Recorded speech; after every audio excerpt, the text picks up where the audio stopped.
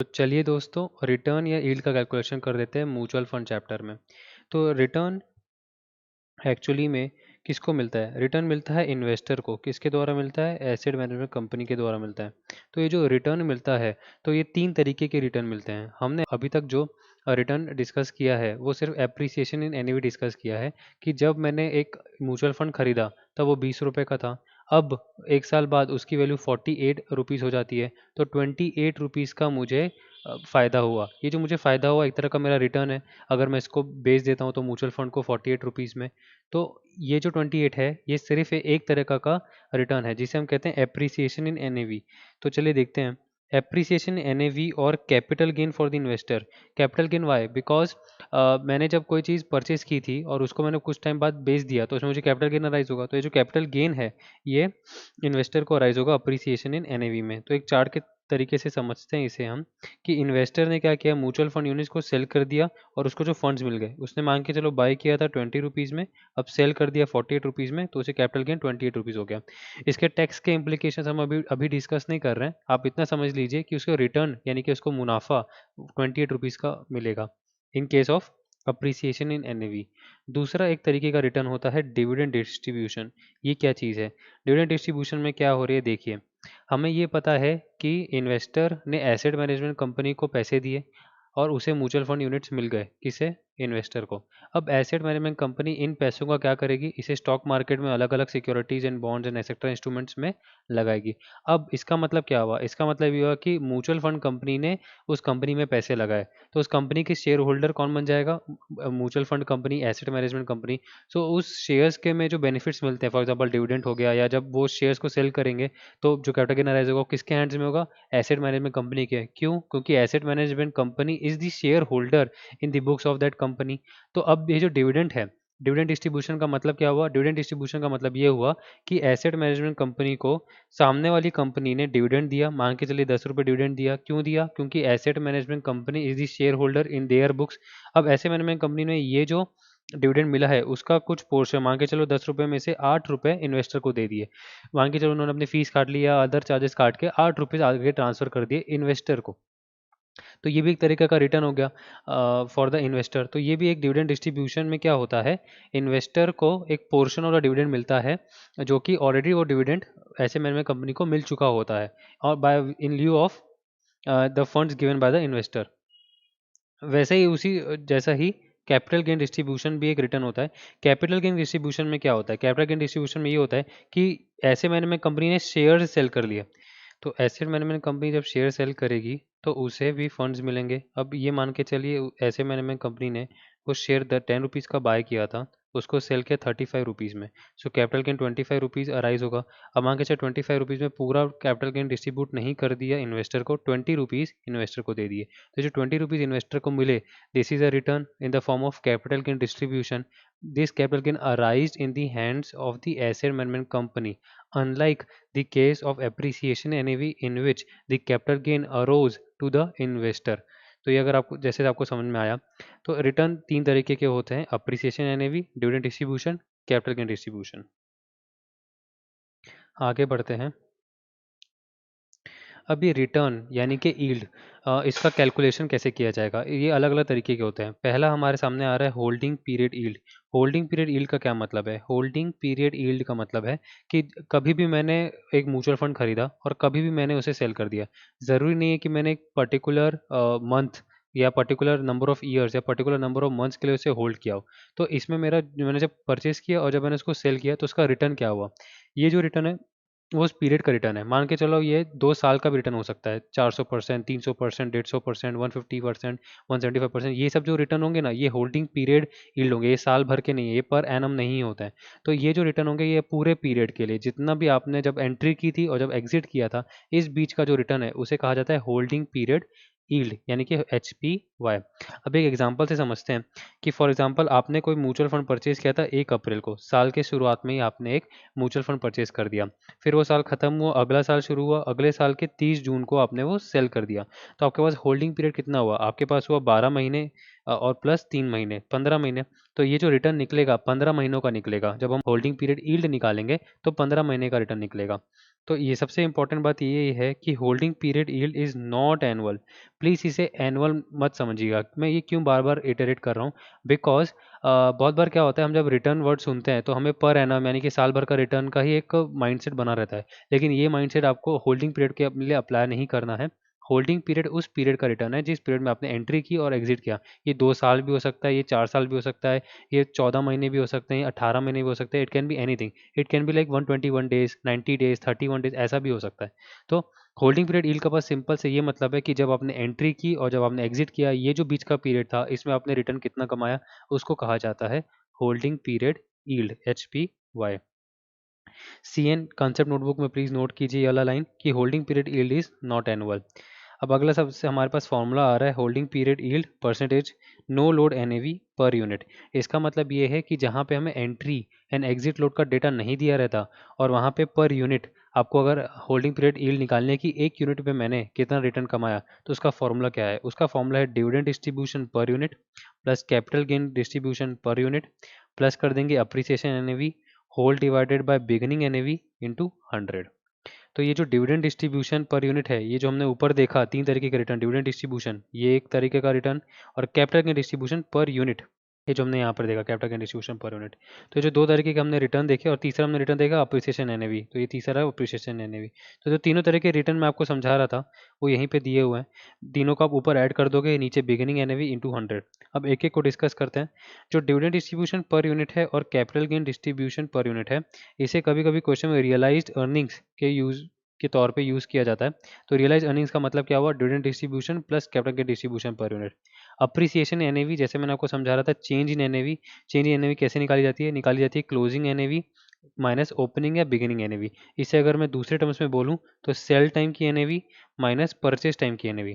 इसका मतलब ये हुआ कि जब आपने वो म्यूचुअल फंड का यूनिट बेचा तब की NAV माइनस कर दो जब आपने म्यूचुअल फंड यूनिट परचेज किया था तब की NAV। इसका जो माइनस होगा एंडिंग माइनस बिगिनिंग, तो यही आपका चेंज इन NAV यानी कि अप्रिसिएशन NAV कैलकुलेट होगा। ये नेगेटिव भी हो सकता है, ये पॉजिटिव भी हो सकता है, इंटू 100। तो ये आपका HPY no load NAV per unit के बेसिस पे निकला है।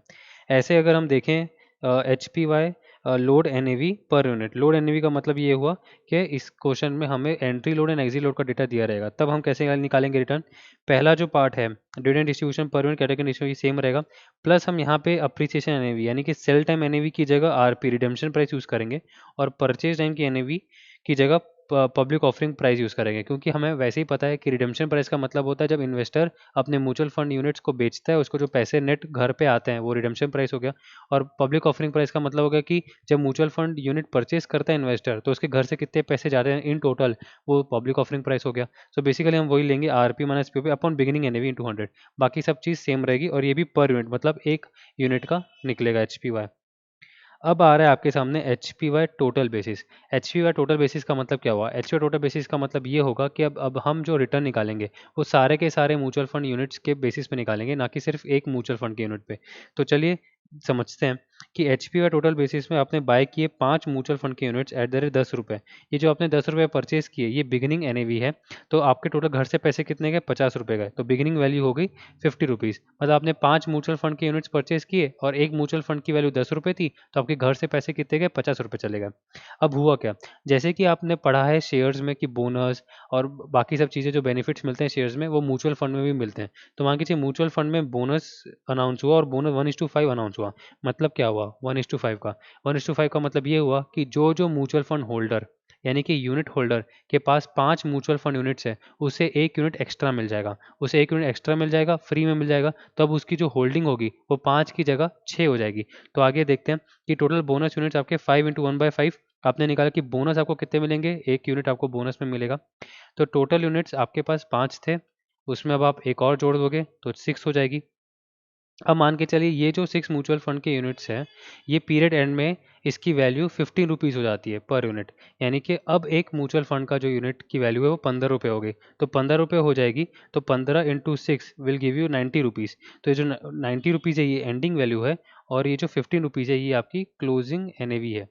तो हुआ क्या, बेसिकली हो क्या रहा है, बेसिकली ये हो रहा है कि 50 रुपये आपके घर से गए आज म्यूचुअल फंड यूनिट परचेस करने में, और अंत में आपके पास जो म्यूचुअल फंड की वैल्यू है वो 90 रुपीज़ है। अब मुझसे पूछा जा रहा है कि आप इसका रिटर्न बताओ, तो इसका मैं रिटर्न कैसे निकालूंगा। और हाँ, और भी आपको डिटेल दी हुई है कि टोटल डिविडेंड आपको 10 रुपये मिला है और टोटल कैपिटल गेन आपको 20 रुपये मिला है। इसका मतलब ये हुआ कि अभी हमको एक यूनिट के पीछे कितना डिविडेंड मिला वो डेटा नहीं दिया हुआ है, हमें टोटल डिविडेंड कितना मिला वो दिया हुआ है, और टोटल कैपिटल गेन का डिस्ट्रीब्यूशन हमें कितना मिला वो दिया हुआ है, 20 रुपये और 10 रुपये। तो चलिए ये वाला फॉर्मूला क्या कहेगा टोटल बेसिस वाला, ये कहेगा HPY परसेंटेज में no load NAV total basis, कहता है total dividend plus total capital gain plus ending value minus beginning value divided by beginning value into 100। तो हम जब फिगर पुट करेंगे तो 10 plus 20 plus 90 minus 50 upon 50 into 100, this will give you 30 plus 40 upon 50 into 100, 70 upon 50 into 100, 140%। तो घबराइए मत कि 140% साल का है, साल का नहीं है, ये है एंट्री जब आपने परचेज किया तब, और जब आपने एग्जिट किया तब, ये जो पीरियड है उसका 140% आपका रिटर्न है। ये इंपॉर्टेंट क्यों है, ये इंपॉर्टेंट क्यों है, इसीलिए है इंपॉर्टेंट है क्योंकि check the data given in the question and then decide whether to calculate HPY per unit और HPY बाय टोटल बेसिस। देखिए क्वेश्चन काफ़ी सिंपल आ सकता है, लेकिन सिर्फ इतनी सी आपसे गलती हो सकती है कि आप टोटल बेसिस की जगह पर यूनिट में कैलकुलेट करो। आपकी अगर एक आदत बन गई है कि मैं पर यूनिट ही निकालता हूँ, पर यूनिट आप डेटा बस क्वेश्चन का देख के पुट करो और आंसर निकालो, तो आपको थोड़ा सा कंट्रोल चेक रखना पड़ेगा। ये रखना पड़ेगा कि क्वेश्चन का डेटा देखो कि म्यूचुअल फंड के यूनिट स्टार्टिंग में आपके पास कितने थे और एंड में कितने थे। अगर वो दोनों सेम है तो आपको कोई इशू नहीं हो सकता। जैसे कि हमारे एग्जाम्पल में 5 म्यूचुअल फंड के यूनिट्स आपके पास बिगिनिंग में और 6 म्यूचुअल फंड के यूनिट्स आपके पास एंड में। इसका मतलब ये हुआ कि बिगिनिंग में mutual fund number of mutual fund units अलग है और एंड में number of mutual fund units अलग है। इसका मतलब आपको टोटल बेसिस फॉलो करना है। और जब आपको दोनों सेम हो म्यूचुअल फंड के यूनिट्स, एंडिंग में भी आपके पास 5 म्यूचुअल फंड के यूनिट्स थे और एंड में भी आपके पास 5 म्यूचुअल फंड के यूनिट्स है, तो कोई कोई इशू नहीं है। अगर आप टोटल बेसिस से भी निकालोगे तो भी आपका आंसर वही आएगा जो आप पर यूनिट से निकाल रहे थे। लेकिन आपको ये चीज़ चेक करनी है कि अगर सेम है तो मैं पर यूनिट बेसिस फॉलो करूं, लेकिन अगर सेम नहीं है तो ध्यान रखिएगा आपको टोटल बेसिस के हिसाब से पूरी कैलकुलेशन करनी है। तो ये था आपका HPY, टोटल बेसिस और पर यूनिट। आगे बढ़ते हैं एनुअलाइज्ड यील्ड और मंथली रिटर्न। तो अभी तक हमने जो देखा वो ये देखा कि जब इन्वेस्टर पैसे लगाता है किसी म्यूचुअल फंड में और जब उसे एग्जिट कर लेता है और पैसे उसके घर में आ जाते हैं, उस पीरियड का रिटर्न को क्या कहते हैं, उसको कहते हैं होल्डिंग पीरियड रिटर्न HPY, और वो निकलता कैसे है। अब हम देखेंगे कि अब इसी रिटर्न को अगर हमको एनुअल बेसिस पे बात करना हो कि पर एनम आप कितना कमा रहे हो, या पर एक साल का रिटर्न कितना होगा, या फिर एक महीने का रिटर्न कितना होगा, तो ये कैसे निकलेगा। ये सिंपली निकलेगा कि एनुअलाइज यील्ड कहा जाता है, annualise yield which is known as effective yield. ये एनुअलाइज यील्ड आपको बहुत सारे चैप्टर्स में अलग अलग जगह में मिलेगी। म्यूचुअल फंड चैप्टर में ये इफेक्टिव यील्ड करके यूज होता है कि इफेक्टिव यील्ड, लेकिन इसका जो फॉर्मूला है वो वही है जो बाकी चैप्टर्स में रहने वाला है, बस टर्मिनोलॉजी अलग होती जाती है। तो एनुअलाइज यील्ड यानी कि effective yield, this is money market yield. मैं बाकी सारे चैप्टर्स में भी ये मनी मार्केट यील्ड को काफ़ी इंपॉर्टेंस दूंगा और काफ़ी जगह इसे यूज़ करूंगा। तो मनी मार्केट यील्ड का फॉर्मूला होता है HPY इंटू 12/n, और HPY इंटू 365/n, और HPY इंटू 360/n। तो ये जो MMY is equal to HPY into 12/n है या फिर 365/n है या 360/n है, ये सिर्फ म्यूचुअल फंड चैप्टर तक सीमित नहीं है, ये आने वाले चैप्टर्स में भी आएगा। लेकिन ये जो इफेक्टिव यील्ड है ये म्यूचुअल फंड में स्पेसिफिकली यूज होता है। तो कहीं पर भी अगर आपको एग्जाम पेपर में या कहीं पर क्वेश्चन आप सॉल्व कर रहे हो और इफेक्टिव यील्ड वर्ड यूज हुआ है तो प्लीज़ घबराएगा मत। आप MMY पूछ रहे हो क्वेश्चन कि आप MMY निकाल के दो, तो MMY कैसे निकलेगा, HPY इंटू 12/n। मंथ का केस, जब आपको जो पीरियड दिया हुआ है होल्डिंग पीरियड वो मंथ्स में दिया हुआ है कि 2 महीने तक मैंने होल्ड किया, 4 महीने तक होल्ड किया, और HPY इंटू 365/n और HPY into 360/n year case dates given. देखिए क्या होता है, अगर आपको क्वेश्चन में ये दिया हुआ है कि 1 दिसंबर को इसने ये म्यूचुअल फंड परचेज किया और 12 जनवरी को इसने सेल किया, तो ये जो डेटा दिया हुआ है इससे आपको समझ आना चाहिए कि आपको 365/n या 360/n यूज़ करना है। बहुत बार क्वेश्चन में डेटा ऐसा दिया रहेगा कि आपका जो कैलकुलेशन होगा वो ऐसा होगा 45 डेज या फिर 90 डेज ऐसे करके होगा, जो कि 360 के साथ डिविजिबल होगा। तो अगर आपको ऐसा निकल रहा है आंसर, तो आप और क्वेश्चन साइलेंट है तो आप प्लीज़ अज्यूम कर लो कि I am assuming 1 year to be 360 days. इस आपकी कैलकुलेशन एकदम परफेक्ट हो जाएगी इंस्टेड ऑफ टेकिंग 365 डेज। अगर आपका डेज ऐसे आ रहा है 31 डेज 121 डेज तो आप 365 डेज ही लो। लेकिन अगर आपका जो डेट्स का जो होल्डिंग पीरियड आ रहा है वो अगर 360 के साथ डिविजिबल है like 45 days 90 days and so on, तो आप फिर उसको अज्यूम कर लो कि मैं 360 डेज अज्यूम कर रहा हूँ 1 ईयर को, और उसको सॉल्व कर लो। तो उससे आपका ना आंसर एकदम मैच होगा इंस्टीट्यूट के आंसर के साथ। तो ये बस ध्यान रखने वाली बात है कि जिस क्वेश्चन में मुझे डेट्स गिवन है वहाँ पे मैं ये यूज़ करूँगा या तो 365 या तो 360, और जहाँ पे मुझे मंथ्स गिवन है वहाँ पे मैं 12/n यूज़ करूँगा। तो this is your money market yield का formula, very very important formula. आगे बढ़ते हैं मंथली रिटर्न। अब जैसे हमने देखा कि एनुअलाइज यील्ड 12 महीनों का होता है, तो अगर मुझे एक मंथ का निकालना है तो सीधी सीधी बात है मैं उसको 12 से डिवाइड कर दूंगा, तो डिवाइड बाय 12। और monthly return is equal to HPY when period is equal to 1 month. इसका क्या मतलब है?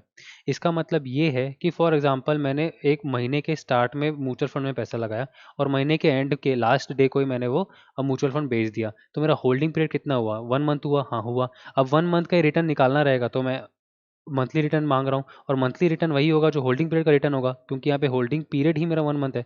तो जिस क्वेश्चन में आपका होल्डिंग पीरियड 1 मंथ है वहाँ पे अगर आप HPY निकाल देते हो तो आपका मंथली रिटर्न ही है वो, और मंथली रिटर्न आपका आ जाएगा। तो एक छोटी सी एकदम कॉमन सेंस वाली बात है। चलिए क्वेश्चन सॉल्व करते हैं। चलिए क्वेश्चन नंबर 3 देख लेते हैं। A mutual fund A mutual fund that had an NAV of 16 at the beginning of a month made income and capital gain distribution of 0.04 and 0.03 respectively per unit। मतलब ये आपको एक यूनिट के पीछे आपको 0.04 इनकम डिस्ट्रीब्यूशन हुआ है और एक यूनिट के पीछे आपको कैपिटल गेन का रेशियो 0.03 हुआ है during the month, and then ended the month with NAV of 16.08। Calculate monthly and annual rate of return. आपसे दोनों पूछा गया है। तो देखिए इसमें आपका जो डेटा है वो 1 मंथ का दिया हुआ है, तो जब यहाँ पे मैं होल्डिंग पीरियड रिटर्न निकाल लूँगा, HPY निकाल लूँगा, तो वो मेरा मंथली रिटर्न हो जाएगा। क्यों? क्योंकि मेरा होल्डिंग पीरियड ही 1 मंथ का है। तो चलिए क्वेश्चन में आते हैं। तो गिवन इज NAV आपको बिगनिंग में 16 दी हुई है, इनकम डिस्ट्रीब्यूशन पर यूनिट आपको 0.04 दिया हुआ है, capital gain distribution per unit आपको 0.03 दिया हुआ है, और NAV एट द एंड 16.08 दिया हुआ है। मंथली रिटर्न यानी कि HPY, क्योंकि होल्डिंग पीरियड 1 मंथ, आप फॉर्मूला लिख लोगे income plus capital gain NAV and minus NAV beginning upon NAV beginning into 100। तो फॉर्मूला में डेटा पुट करते हैं 0.04 plus 0.03 plus 16.08 minus 16 upon 16 into 100। This will give you 0.9375% per month. ये जो आपने निकाला ये पर मंथ का है, ये होल्डिंग पीरियड है और मंथली रिटर्न है, तो पर मंथ आ गया। इसको एनालाइज करने के लिए मल्टीप्लाई बाय आप 12 कर दोगे तो एनुअल रिटर्न आपका 11.25% पर एनम आ जाएगा। और 12/n करना हो तो 12/n 1 मंथ कर दो, ऐसे भी आप लिख सकते हो। अगर आपको प्रॉपर फॉर्मूला लिखना हो कि यार annual return nothing but MMY होता है, और MMY मतलब HPY इंटू 12/n, और यहाँ पे मेरा N 1 मंथ है, तो अब इस तरीके से भी माइंड में प्रोसेस कर सकते हो कि मैं क्या कर रहा हूँ। तो 11.25% पर एनम, तो ये आपका आंसर होना चाहिए 11.25% पर एनम और 0.9375% पर मंथ। तो ये हमने क्वेश्चन देखा कि कैसे निकाले जाएंगे एनुअल रिटर्न और मंथली रिटर्न और होल्डिंग पीरियड रिटर्न। चलिए एक और क्वेश्चन देख लेते हैं।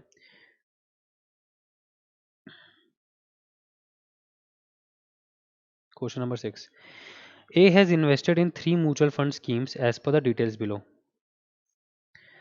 तो ए ने 3 म्यूचुअल फंड स्कीम में पैसे लगाए। डेट ऑफ इन्वेस्टमेंट 1 दिसंबर को उसने लगाया, फिर 1 जनवरी को उसने लगाया और 1 मार्च को उसने लगाया। तो देखिए यहाँ पे हमको डेट्स गिवन है। अमाउंट ऑफ इन्वेस्टमेंट 50,000 उसने ए में लगाए, बी में 1 लाख रुपए लगाए और सी में 50,000 रुपये लगाए। NAV जब उसने एंट्री कर रहा था 10.5 10 10। Dividend received up to 31 March 2010। अभी देखिए यहाँ पे डिविडेंड रिसीव लिखा है, यहाँ पे ये नहीं लिखा कि डिविडेंड पर यूनिट कितना रिसीव है। मतलब क्या होगा, इसको टोटल डिविडेंड इतना मिला, कितना मिला 950 1500 और nil. NAV as 31 March 2010 10.4 10.1 and 9.1। Required क्या है, what is the effective yield on per annum basis. तो देखिएगा ध्यान दीजिएगा, मैंने अभी आपको बोला था इफेक्टिव यील्ड का मतलब क्या होता है, एनुअलाइज यील्ड यानी कि मनी मार्केट यील्ड यानी कि annual return in respect of each of the 3 schemes to mister A up to 31 March 2010। तो चलिए सॉल्व करते हैं। अभी हो क्या रहा है, मैंने एक पिक्टोरियल ग्राफ दिया है कि 1 दिसंबर 2009 को उसने पैसे लगाए और 31/2010 तक का आपको रिटर्न मांग रहा है। तो पीरियड कितना हो गया? 121 डेज। 121 डेज क्यों लिखा मैंने? क्योंकि क्वेश्चन में डेट्स गिवन है। वैसे ही हम दूसरा देखेंगे, 1 जनवरी 2010 को उसने म्यूचुअल फंड बी उसके पास था, होल्डिंग पीरियड थी 90 डेज, 31 मार्च 10 तक। और 1 मार्च 2010 को म्यूचुअल फंड सी परचेज किया, 31 मार्च 2010 तक का निकालना है 31 डेज। ये जो डेट्स हैं कैसे निकले? ये निकले बोथ डेट्स आर इंक्लूसिव, तो आपको दोनों डेट्स को इंक्लूसिव लेके कैलकुलेट करना है डेज को। चलिए आगे बढ़ते हैं। अब हम एक टैबुलर फॉर्मेट में क्वेश्चन को सॉल्व करेंगे। इन्वेस्टमेंट अमाउंट हमें दिया हुआ है कि हमने पैसे कितने लगाए, ए में 50,000, बी में 1 लाख रुपए और सी में 50,000 रुपए। एनएवी बिगिनिंग में दिए हुए 10.5, 10 और 10। तो बिगिनिंग नंबर ऑफ यूनिट्स कितने होंगे? ये सबसे पहला आ रहा है 4761.905, दूसरा आ रहा है 10,000, तीसरा है 5,000। जैसे म्यूचुअल फंड बी देखते हैं। म्यूचुअल फंड बी में हो क्या रहा है, मैंने 1 लाख रुपए लगाए, इन्वेस्ट किए और 10 रुपए के हिसाब से लगाया, मतलब 10 रुपए का एक म्यूचुअल फंड यूनिट हुआ। तो कितने म्यूचुअल फंड यूनिट हुए? 10,000 म्यूचुअल फंड यूनिट हुए। और सी में भी वही हाल है कि 50,000 रुपये मैंने दिए टोटल, 10 रुपए का एक म्यूचुअल फंड यूनिट था, मतलब मुझे 5,000 म्यूचुअल फंड यूनिट मिलेंगे। बट ए में क्या हो रहा है? ए में ये हो रहा है कि 50,000 रुपीज़ मैंने दिए, 10.5 N A V at the beginning है 10.5, तो मुझे यूनिट्स 4761.905 मिल रहे हैं। तो सर आपको डेसिमल में कैसे यूनिट्स मिल जाएंगे? डेसिमल में तो यूनिट होते नहीं है। देखो, for the purpose of calculation in the N A V etcetera, जो यूनिट्स है वो भले फ्रैक्शंस में होते हैं, ये सेबी के रेगुलेशंस में भी अलाउड है। तो आपको यहाँ पे घबराने की बात नहीं है और ना ही इसको राउंड ऑफ करना है। म्यूचुअल फंड के केस में आपको म्यूचुअल फंड के यूनिट्स को राउंड ऑफ नहीं करना है। अप टू 3 डेसिमल प्लेसेस तक लेके जाओ और आगे क्वेश्चन को सॉल्व करो। क्योंकि आपके जेब से जो पैसे गए वो एक मुश्त पैसे गए, फॉर एग्जाम्पल 50,000 के पैसे गए। अब एन ए वी एक्स हो सकती है, वाई हो सकती है, जेड हो सकती है, तो उससे आपको मतलब नहीं है, वो रोज चेंज होती रहती है। तो जो म्यूचुअल फंड की यूनिट्स है, इसको आपको उस एंगल से नहीं देखना जैसे आप शेयर्स को देखते हो। और म्यूचुअल फंड के यूनिट्स में होता क्या है ना, आज की डेट में हर चीज़ इलेक्ट्रॉनिक मोड में हो गई है, तो आपके अकाउंट में ही क्रेडिट या डेबिट होता है। तो उसमें मेरे को घबराने की जरूरत नहीं है, क्योंकि फिजिकल जब होता था तब इशू हो सकता था कि यार फिजिकल में 0.905 कैसे एक म्यूचुअल फंड का यूनिट मैं सामने वाले को दूं। बट आज के इलेक्ट्रॉनिक लेजर है, इलेक्ट्रॉनिक सिस्टम है, तो उसमें तो हर चीज़ डेसिमल में भी वर्कआउट हो सकती है। क्योंकि आपके जेब से पैसे 10-5 हज़ार गए, अब उस समय 10.5 चल रही थी, तो 10.5 चल रही थी, तो ऑब्वियसली 4761.905 ही आपको यूनिट्स मिलेंगे। तो प्लीज़ घबराइए नहीं और इसको राउंड ऑफ मत कीजिए, सिंपली इसको 3 डेसिमल तक लेके जाओ म्यूचुअल फंड के यूनिट्स को और क्वेश्चन को सॉल्व करो। तो ये बहुत इंपॉर्टेंट चीज़ मैंने यहाँ पे हाईलाइट की, ये 4761.905 का डाउट हो सकता है बहुत स्टूडेंट्स को। एनएवी एट दी एंड हमको दी हुई है 10.4, 10.1, 9.8। तो एंडिंग इन्वेस्टमेंट वैल्यू कितनी होगी? वो होगी जो आपके पास बिगिनिंग नंबर ऑफ यूनिट्स थे उसको मल्टीप्लाई कर दोगे एनएवी एट दी एंड से, तो आपको एंडिंग इन्वेस्टमेंट वैल्यू आ जाएगी। कि मैंने शुरुआत में 50,000 रुपये लगाए थे 10.5 रुपये के हिसाब से, 10.5 के हिसाब से। अब 10.4 के हिसाब से 4761.905 यूनिट्स की वैल्यू कितनी होगी? वो होगी 49,523.812। वैसे ही 1,01,000 रुपये और 49,000 rupees for mutual fund C. Dividend मुझे कितना मिला? 950 मिला ए में, बी में 1500, सी में नील, और होल्डिंग पीरियड मेरा है 121, 90 और 31। तो हमारा ये आगे वाले कैलकुलेशन, रिटर्न के कैलकुलेशन के लिए डेटा रेडी हो गया है। चलिए सॉल्व करते हैं। यहाँ पे हम टोटल बेसिस में जा रहे हैं। टोटल बेसिस में हम लोग इसलिए जा रहे हैं क्योंकि हमको जो डिविडेंड दिया हुआ है वो भी टोटल में दिया हुआ है, हमने एंडिंग इन्वेस्टमेंट वैल्यू भी टोटल में निकाली, पैसे हमने जो लगाया वो भी टोटल में दिए हुए थे। तो जो क्वेश्चन का डेटा है वो it is more like on a total basis, so let's solve by total basis. तो म्यूचुअल फंड ए में H P Y into 365/n, या 365 क्यों किया आपको मैंने बता दिया ऑलरेडी। तो ये कैसे निकलेगा? ये निकलेगा dividend amount plus ending value minus beginning value upon beginning value into 100 multiply by 365/121। तो ये जो ब्रैकेट का पोर्शन है ये एच पी वाई आपको होल्डिंग पीरियड निकाल के देगा। 365/n करोगे तो ये अपने आप आपको इफेक्टिव यील्ड यानी कि एनुअलाइज यील्ड करके दे देगा। तो 950 प्लस 4952 माइनस 50,000 अपॉन 50,200 60/121 2.858% आ गया ए का। बी का भी वैसे कैलकुलेट करोगे 1500 plus 1,01,000 minus 1 lakh upon 1 lakh into 100 into 365/90 आपको मिलेगा 10.139%। और म्यूचुअल फंड सी का कैलकुलेशन होगा, डिविडेंड आपको मिला नहीं तो आप यहाँ पे जीरो प्लस करोगे, plus 49,000 minus 50,000 upon 50,000 into 100 into 365 upon 31 is equal to -24%। तो इस तरीके के आप इफेक्टिव यील्ड निकाल सकते हैं। So this was your our return का कैलकुलेशन। अब हम आ रहे हैं एनएवी की कैलकुलेशन। एनएवी की कैलकुलेशन के लिए हम लोग एक एक तो उसका फॉर्मूला देखते जाएंगे और उसके साथ एक एक क्वेश्चन देखते जाएंगे।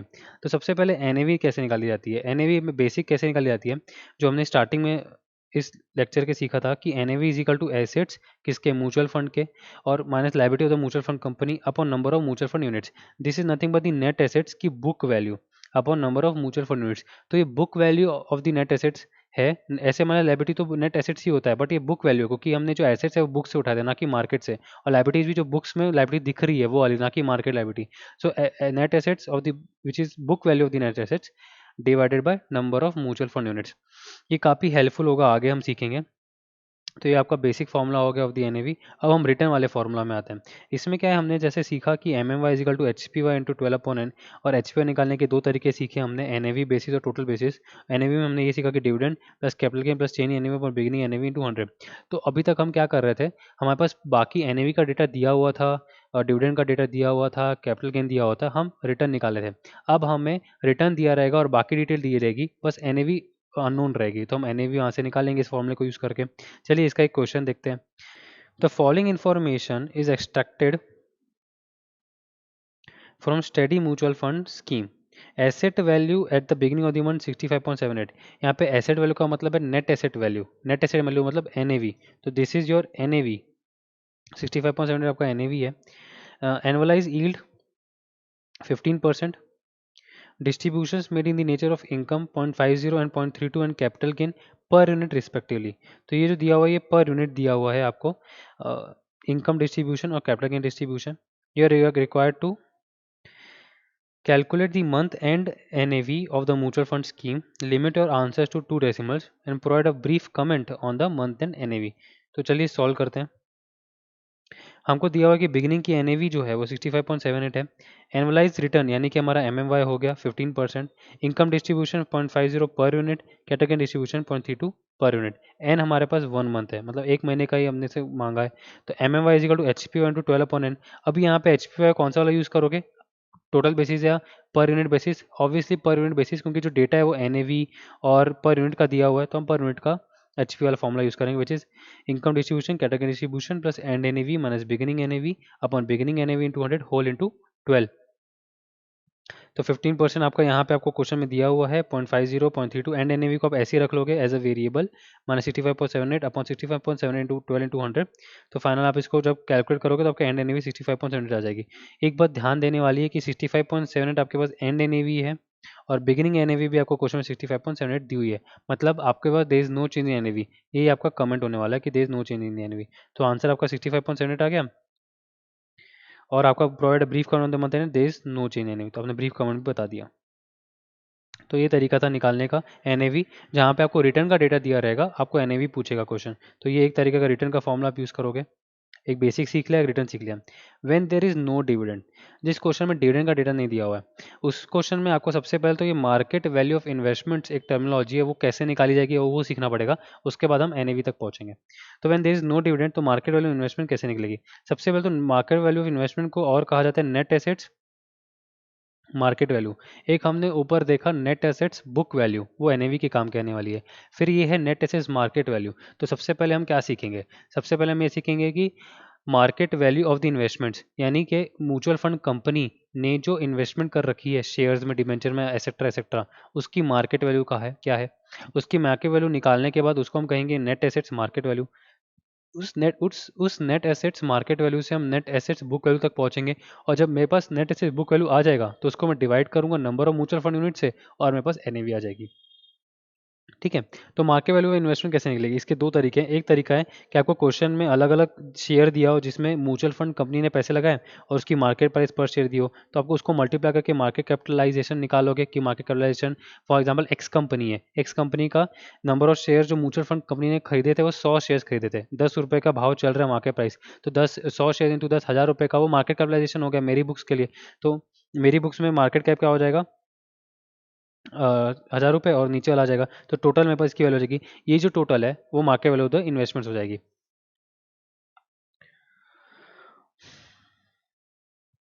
दूसरा तरीका है अमाउंट इन्वेस्टेड, मतलब जितना पैसा इन्वेस्टर ने उसमें लगा रखा था म्यूचुअल फंड में, और उसका होल्डिंग पीरियड यील्ड कितना था into 1 plus holding period yield. तो इससे पता चल जाएगा मार्केट वैल्यू इन्वेस्टमेंट कितना है। तो ये दो तरीके हैं मार्केट वैल्यू इन्वेस्टमेंट निकालने के।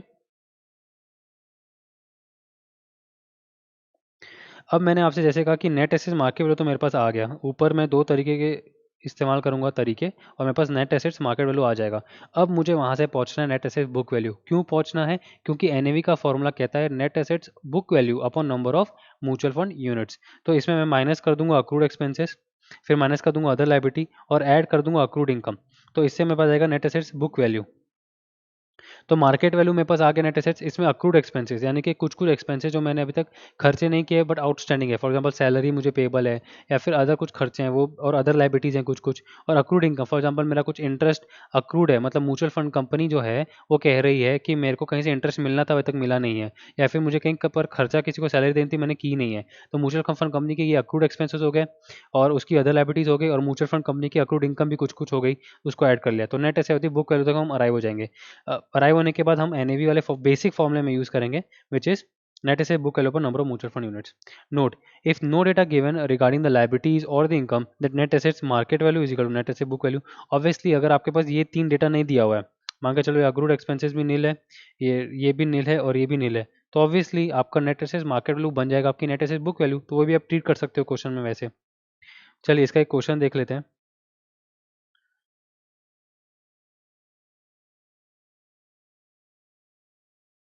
Cinderella mutual fund has the following assets. Mutual fund के एसेट्स हैं ये। In the scheme Rudolph at the close of the business on 31st March 2014, company Nairobi limited, number of shares 25,000, market price purchase 20, Dakar limited, Seniga limited, Kero limited. ये चार company के ये shares क्या हैं? ये हैं कि जो सिंड्रेला म्यूचुअल फंड कंपनी है उसने ये चार कंपनी नैरोबी, डाकर, सेनेगल और केरो में इतने इतने शेयर्स इतने इतने भाव में मतलब इतने इतने शेयर्स परचेज किए थे, और 31 मार्च 2014 को इसकी जो भाव चल रहा है वो 20, 300, 380, 500 है। The total number of units of the scheme Rudolph Fair 10 lakhs. The scheme Rudolph has accrued expenses of 2,50,000 and other liabilities 2 lakh. Calculate the NAV per unit of the scheme Rudolph. तो हमारे पास जो data दिया हुआ है उसको हम इस्तेमाल करते हैं कि number of mutual fund units 10 lakh mutual fund units हैं, अक्रूड एक्सपेंसेस 2,50,000 है, अदर लाइबिलिटीज 2 लाख है, मार्केट वैल्यू इन्वेस्टमेंट हमको निकालना है। जैसे कि हमने ऊपर सीखा था वैसे वही चीज़ हम फॉलो कर रहे हैं कि कंपनी नैरोबी, हम एक टैबुलर फॉर्मेट बना लेंगे। Company, number of shares, market price और मार्केट कैपिटलाइजेशन। इसे एक्चुअली मार्केट कैपिटलाइजेशन नहीं बोलना चाहिए, इसे हम बोलेंगे मार्केट वैल्यू, तो ज़्यादा और अप्रोप्रिएट होगा। तो मार्केट वैल्यू हम इसको बोलते हैं। तो मार्केट वैल्यू, तो सबसे पहले नैरोबी लिमिटेड 25,000 शेयर्स है, 20 रुपये का भाव एंड में था, तो 5 लाख उसकी मार्केट वैल्यू हो जाएगी। वैसी दाका लिमिटेड, वैसी सेनेगा लिमिटेड और वैसी केरो लिमिटेड। टोटल नेट एसेट होती मार्केट वैल्यू हो जाएगी 4,20,20,000। इसमें अकूड एक्सपेंसेस 2,50,000 लेस कर देंगे, अदर लाइबिलिटी लेस कर देंगे, अकूड इनकम दिया नहीं है, तो नेट ऐसे होती बुक वैल्यू आ जाएगी 4,15,70,000। Number of mutual fund units 10 lakh units, तो एनएवी आ जाएगी आपके पास net assets book value divided by number of MF units, जैसा कि हमने सबसे पहला फॉर्मूला एनएवी का सीखा था। इन दोनों को डिवाइड करोगे तो 41.57, ये आंसर होना चाहिए, ये आंसर है 41.57। तो ये हमने सीखा कि मार्केट वैल्यू इन्वेस्टमेंट कैसे निकाली जाएगी और उसे एनएवी पे अराइव कैसे होंगे हम लोग।